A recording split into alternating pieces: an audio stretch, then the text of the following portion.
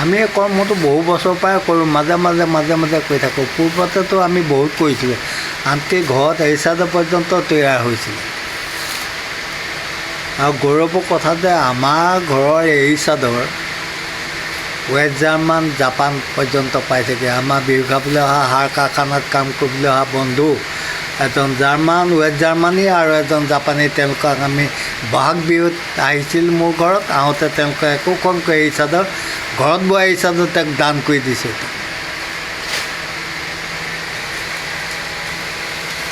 আমি পেয়াৰ কৰিয়ে থাকোঁ মাজে মাজে এই কৰ্মটো।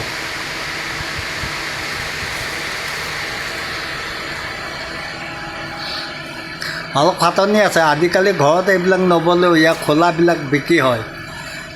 খোলাবিলাক নি বিভিন্ন ধৰণৰ আদি আধুনিক পদ্ধতিত সূতা উলিয়াই পিনে এৰী চাদৰ আদি খাটি এৰী চাদৰ এখনৰ দাম বহুত হৈ যায় আজিকালি। শ বছৰ হিচাপে এখন এৰী চাদৰ লাষ্টিং কৰে ন, মূল্য আছে বহুত।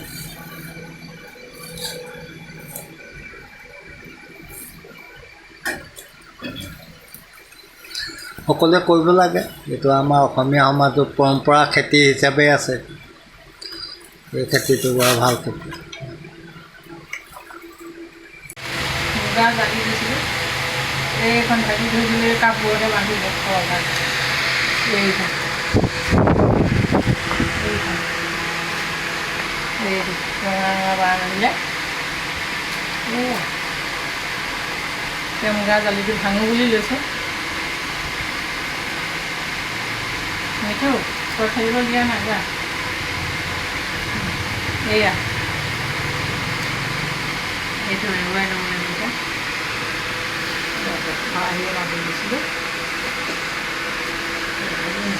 এৰী মুগা পোহাৰ পিছত এৰী মুগাৰ বাঁহ বান্ধিবলৈ দিয়া হৈছিলে, আৰু এয়া বাঁহ এতিয়া মুগা বাঁহ ভাঙিবলৈ ব্যৱস্থা কৰা হৈছে। এতিয়া বিভিন্ন ধৰণৰ ৰঙৰ ইয়াত এই মুগা বাঁহ বান্ধিছে, কিন্তু পোনে দিওঁতে দেখোন চব বগাই আছিলে। বগাৰ পৰা পখিলা ওলাইছিলে, বিভিন্ন ৰঙৰ এতিয়া মুগা বাঁহ বান্ধিছে। এতিয়া এইখিনি আমাৰ এৰুৱাই থকা হৈছে। গতিকে মুগা বাঁহ দৰকাৰ হ'লে সেইফালে ইমানখিনি এৰুৱা হৈছে। বেছি পঢ়া নাই যদি যিখিনি পঢ়া হৈছে সেইখিনি মিঠুৱে খেলিবলৈ লৈছে চোৱা, সেইটো এটা পাইছিলে। এইটো নেখেলে ন দেই, সেইটো নেখেলে দেই, সেইটো নেখেলে। আমি এইটো ভাঙিম দেই, এইটো আমি একদম এটা ল'ম না, এইটো নেখেলে দেই। এইয়া এইফালে ওলালে পুখুৰী এটা দি দিছিলোঁ, এইখন এতিয়া আমি বাঁহকে এৰুৱাম।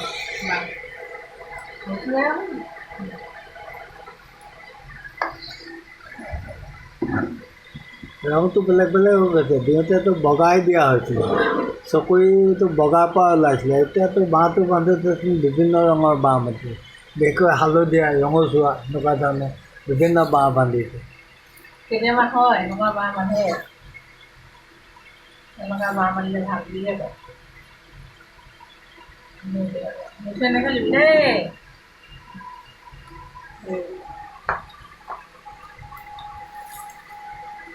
নাহৰ পাততে বাঁহ বান্ধিবলৈ দিব লাগে, কিন্তু সেইটো ব্যৱস্থা নাই কাৰণে কলপাততে বান্ধিবলৈ দিয়া হ'ল। কলপাততো সুন্দৰকৈ বাঁহ বান্ধিছে।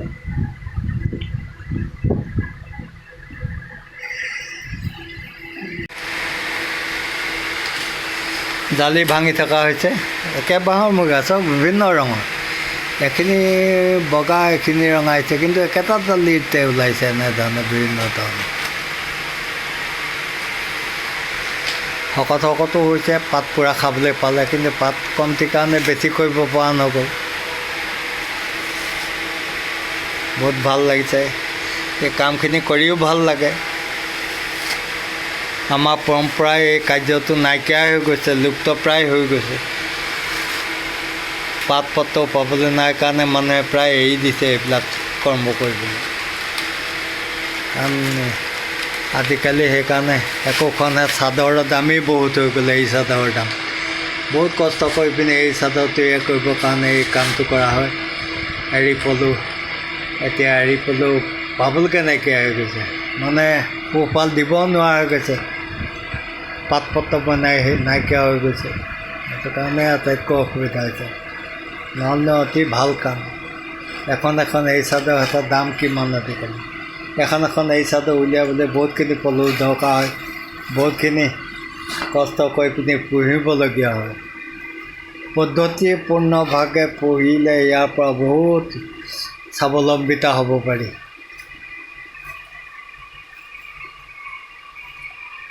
আজিকালি সম্পূৰ্ণ ব্যৱসায়ত পৰিণত হৈছে বস্তু। আগৰ দিনত আকৌ ঘৰে ঘৰে এনেদৰে পলু পালন কৰি নিজে নিজগত সূতা উলিয়াই নিজে এৰী চাদৰ বৈছিলে। আজিকালি ইমানখিনি কৰিব নোৱাৰে যদিও বিভিন্ন আজিকালি আধুনিক পদ্ধতিয়ে কামখিনি হৈছে। এই কামখিনি কৰিবলৈ কিন্তু পালন কৰোঁতে যথেষ্ট কষ্ট হয়। পাত পত্ৰখিনি পাব লাগে, পাত পত্ৰ নোপোৱাৰ দুখতে বহুত অসুবিধা হয়। তাৰ ওপৰত তেওঁলোকৰ যিটো বাঁহ বান্ধিবৰ কাৰণে যিটো জালি বন্ধা হয়, এই জালিটো পৰাপক্ষত নাহৰ পাত দিলে অতি সুবিধা হয়। নাহৰ পাতত জালি তেওঁলোকে পকাই বাঁহ বান্ধিবলৈও সুবিধা পায় আৰু বাচিবলৈও সুবিধা হয়। কিন্তু এতিয়া সেয়া নাহৰ পাত পাবলৈ নাইকিয়া হ'ল কাৰণে আজিকালি তাৰ বিনিময়ত কলপাততে এই কামবোৰ কৰা হয়, কলপাততে জালি বন্ধোৱা হয়। সুন্দৰ, অতি সুন্দৰ বস্তু। মুগাকেইটা জালি দিওঁতে মুগাকেইটা ভিতৰত সোমাই গ'ল। মই ভাবিছিলোঁ মুগাকেইটা পলালে ক'ৰবাত, এতিয়া দেখিছোঁ এই মাজে মাজে মুগা ওলাই ভাবিছোঁ।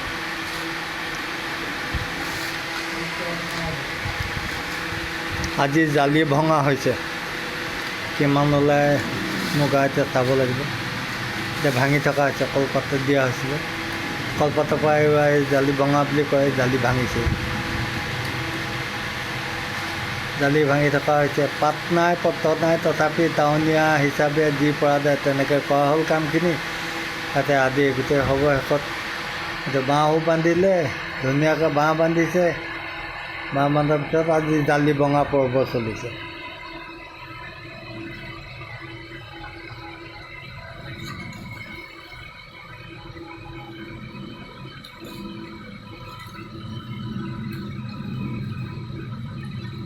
এনেকৈ জালি ভঙা হয়, সময় লাগে খালি। জালি ভাঙিবলৈও সময় লাগে বহুতখিনি। আৰু মুগাটো নমৰাকৈ ভিতৰত মুগাটো নমৰাকৈ আলসকৈ জালিটো ভাঙিব লাগিব। আৰু সূতাও দৰকাৰ আছে, সূতাখিনি বাচিব লাগিব, সূতাখিনি এৰিব নোৱাৰি। যিখিনি এৰা সূতা হয়, তাতখিনি ভাল হ'লে মানে ইয়াত সূতা লাগি নধৰে নাহৰ পাতত দি। এতিয়া লাগিলে সূতাটো ইয়াত লাগি দিছে, মুগাটো বাঁহটো এৰুৱাবলৈ মানে দিগদাৰ হয়। কিন্তু নাহৰ পাতত দিলে মানে সূতা লাগি নধৰে আৰু তাত এৰুৱাবলৈ ভাল। আমি আগতে নাহৰ পাতে দিছিলোঁ, এতিয়া নাহৰ পাত নাই কাৰণে কলপাততে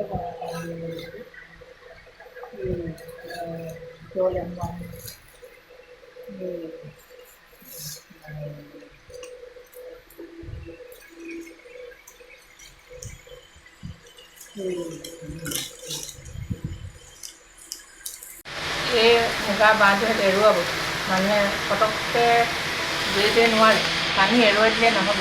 ইয়াৰ ভিতৰতো তাৰ যিটো মুগাই বাঁহ বান্ধিছে সেই মুগাটো সোমাই আছে, গতিকেলৈ সেই মুগাটোৱে কষ্ট পাব নালাগিব।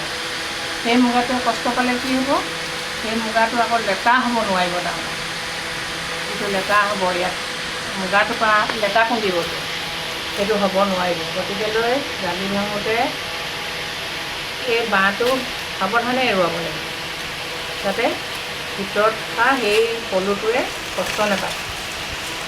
কেইদিনমানৰ পিছত সি আকৌ তেতিয়াহে লেটা হ'ব পাৰিব। লেটা হোৱাৰ পিছতহে আকৌ চকৰি হ'ব, তাৰপিছত তেনেকৈ হৈ থাকিব। গতিকেলৈ এই বাঁহটো ভাঙোতে সাৱধান হ'ব লাগিব। হ'ব ইয়াৰ পৰা লেটা ওলাব, লেটাও আপোনালোকক দেখাম আমি। লেটা উলিয়াৰ পিছত লেটাখিনি খাব পাৰিলেওতো বহুত ভাল নহয়, স্বাস্থ্যৰ কাৰণে বহুত ভাল বস্তু বুলি এতিয়া সকলোৱে কৈ আছে। এটা জালি ভাঙিলোঁ, এইবিলাক জইন হৈ থাকে কিছুমান, এটা জালি ভাঙিলোঁ, এইখিনি ওলালোঁ, এইখিনি এতিয়া পিছৰ পৰ্যায়টো এতিয়া আপোনালোকক দেখুৱাম বাৰু পিছত লেটা হ'ল।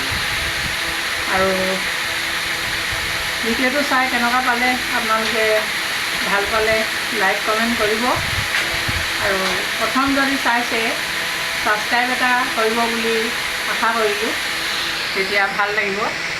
এয়া পিছৰ পৰ্যায়টো অকণমান প্ৰথম জালিৰ এইখিনি বস্তু আমাৰ হ'ল। এতিয়া আৰু বাকী জালিকেইটা আছে। এতিয়া প্ৰথম জালিটোৱে আপোনালোকক দেখাইছোঁ।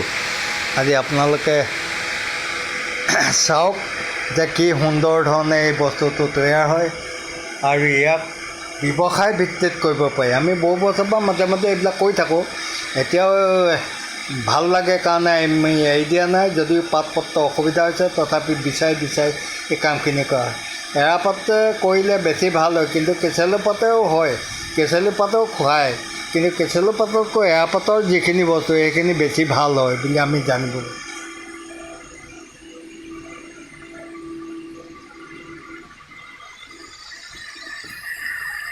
এয়া শেষৰ পৰ্যায়টো মুগা পুহিলোঁ, বাঁহ বান্ধিলে, জালি ভাঙিলোঁ, এতিয়া শেষৰ পৰ্যায়ত এয়া লেটা ওলালে। এয়া লেটা হ'ল, এনেকৈ লেটা হয়। এতিয়া লেটা আপোনাৰ জলকীয়াৰ লগত ফ্ৰাই কৰি ভাজি খাই বৰ টেষ্টি আছে দেই। শেষ পৰ্যায়ৰ প্ৰডাকশ্যন লেটা ইমানখিনি কৰাৰ পিছত শেষ প্ৰডাকশ্যন এয়া।